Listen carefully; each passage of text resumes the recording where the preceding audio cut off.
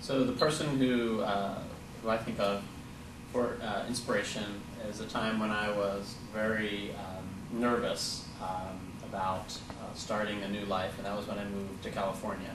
I did my undergrad in Philadelphia at Penn, and it was not too far from where I grew up.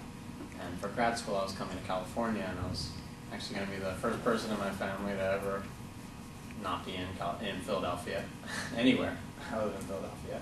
And I was going to be all alone out here. My father and I did a long 2-week drive, went to Utah and Colorado, and that was fun, but it was basically time to start. And I was very nervous about grad school, and I was very nervous about living on my own for the first time.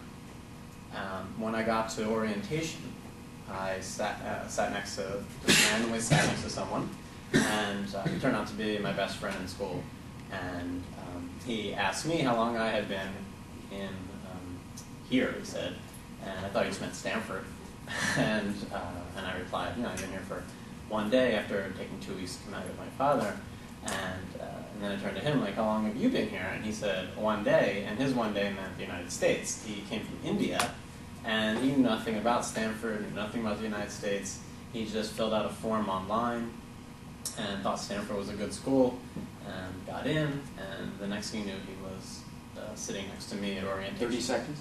And throughout my time at Stanford, whenever he was my best friend in all my classes, and I could always look to him because no matter what I was going through, no matter how much I missed my family or how difficult the classes were and the courses, he had a cultural barrier and a language barrier above me, and that always motivated me to work harder and to not feel sorry for myself.